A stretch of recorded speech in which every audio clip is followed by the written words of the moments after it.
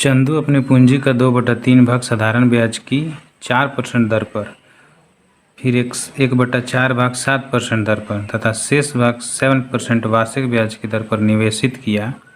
यदि ब्याज से उसकी वार्षिक आय 421 हो तो निवेशित पूंजी थी। बहुत अच्छा क्वेश्चन है, BBI इसको कर लेते हैं, वेरी वेरी इंपॉर्टेंट।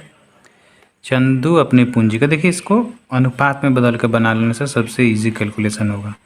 तो 2/3 भाग दिया हुआ है और 1/4 भाग, और तीसरा भाग नहीं पता है, शेष भाग बोला। तो पहले इन लोग दोनों को निपटा लेते हैं। तो देखिए जब भी फ्रैक्शन स्टैंडर्ड में नहीं होता, जब भी रेशियो स्टैंडर्ड में नहीं होता है तो स्टैंडर्ड रेशियो लाने के लिए नीचे का एलसीएम लेते हैं। नीचे का एलसीएम कितना हो जाएगा? 12, 3 और 4 का। अब 12 से दोनों फ्रैक्शन में मल्टीप्लाई करते हैं। 2/3 गुने 12 अनुपात 1/4 गुने 12, 3 चौका 12, 3 4 थी 12, 4 दूना के 8 अनुपात 3। अच्छा, मेरा टोटल कितना आया है? 12। अब कितना बचा? 8 और 3 11 और 1 12। चूँकि 12 माइनस 8 प्लस 3 करेंगे तो 1 आ जाएगा। तो अनुपात 1, शेष जो बचा है इतना बचा हुआ। अच्छा, आप कैसे कहेंगे कि यही तीनों मेरा एलसीएम जो था वही हो गया पूरा? क्योंकि एलसीएम तभी लिया जाता है जब एक ऐसा नंबर हो जो अनुमानतः उसको उससे कैलकुलेट करने पर अनुमानित आंसर आ ही जाता है, इसलिए इसको टोटल मान लिया जाता है एलसीएम निकाल के। 8:3:1। अब ये जो इतना भाग दिया हुआ है ये 4% पर इसको दिया है और इसको कितना? 7% पर दिया है। शेष भाग को 7% पर दिया है, इसमें भी गुना कर देंगे 7% से। अच्छा, इतना बराबर 12 है और इतना बराबर हम मान लेते हैं कि X% आएगा।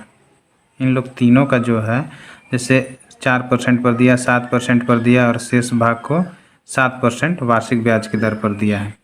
तो मान लेते हैं टोटल के जोड़ने पर X आता है। X% पर सबको दिया है। इतना जो अमाउंट निकला है, इतना जो भाग था इतना जो अमाउंट था X% पर इतना ब्याज मिला हुआ है, इसलिए इस सब को जोड़ के यहाँ पे नहीं लिखना है, फिर गड़बड़ हो जाएगा। इसको मल्टीप्लाई कर देंगे। 8 चौका 32 अनुपात ये हो जाएगा 70/21, ये हो जाएगा 7/7 इतना %, ये हो जाएगा, और ये 12x% ये हो गया। अब ये 32 ये सब को जोड़ देते हैं, ये सब को जोड़ देते हैं, कितना हो जाएगा? 32 + 21 + 7 इतना बराबर इतना आना चाहिए ना, क्योंकि इन्हीं तीनों का ये टोटल आएगा मेरा। इन तीनों को जोड़ने पर ही तो ये वाला भाग मेरा इसके बराबर 421 के बराबर आएगा। 21, 7 और 1 8 और 2 10 के 0 हासिल 1, 2 और 3 5 1 6 हो जाएगा। ये 60 बराबर हो जाएगा 12x। परसेंटेज से परसेंटेज यहाँ पे कट जाएगा, इसलिए नहीं लिखे। 12 × 5 = 60। x बराबर कितना आ गया? 5%। x बराबर 5%। अच्छा, ये जो 5 का वैल्यू है 421 रुपया है, ठीक है। 5% का जो वैल्यू है कितना है? 421 है। तो हमें 100% का वैल्यू निकालना है, क्योंकि जितना भी मूलधन होता है अपने आप में 100% होता है। यहाँ पे परसेंटेज काटे हैं नहीं काटे हैं कोई दिक्कत नहीं है, फिर से आप यहाँ लिख सकते हैं, नहीं भी लिख सकते हैं। परसेंटेज नहीं लिखे तो भी कोई भी मान अपने आप में 100 होता है। तो ऐसा नहीं कि यहाँ पे कट गया तो फिर यहाँ पे क्यों नहीं लिखे, ऐसा नहीं, कोई झंझट वाली बात नहीं है। तो 100% बराबर कितना हो जाएगा? तो 1 निकालने के लिए उससे तो भाग करेंगे और 100 निकालने के लिए 100 से गुना कर देंगे। अब ये काट दीजिए 20 बार में, 20 बचे 100। अब 2 से मल्टीप्लाई कर दीजिए 20 से,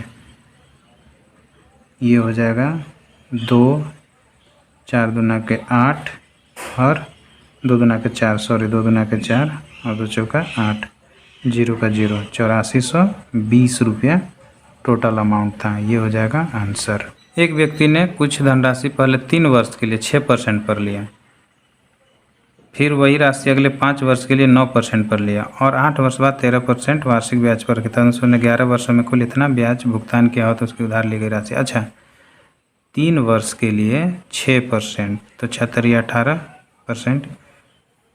अनंतर वही राशि 5 वर्ष के लिए, अगले 5 वर्ष के लिए 9% पर, तो 9 पचे 45% हो गया।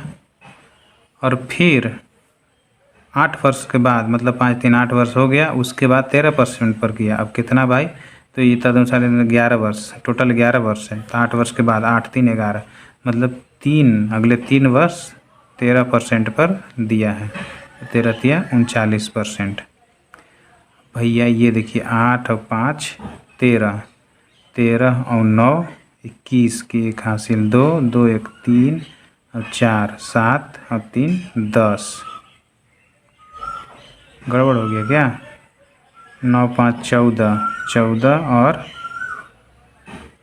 8, 8 4 12, 2 यहाँ पे होगा ना। 102% बराबर मेरा कितना है? 8160 रुपया है। उधार ली गई राशि पूछ रहा है भाई, 100% का मान पूछ रहा है, तो 8160 बटा 102 गुने 100 कर लेंगे। अब कटेगा तो काट देंगे, कितना बार में? 8 बार में कट जाएगा। यस, 8 दूना के 16। आप कैसे कहेंगे? तो जान गए आप। 8 से भाई 8 देख रहे हैं कि इकाई के अंक पर यहाँ 8 है, तो 8 से गुना करेंगे तो हो जाएगा। बाकी 8 दूना के 16 यहाँ हो ही जा रहा है, तो 8 बार में नहीं कट जाएगा, 80 बार में कट जाएगा। तो 100 गुने 80 कितना हो जाएगा? 8000 रुपया। यहाँ आंसर हो जाएगा। ऑप्शन नहीं दिया, फिर भी ये आंसर हो गया।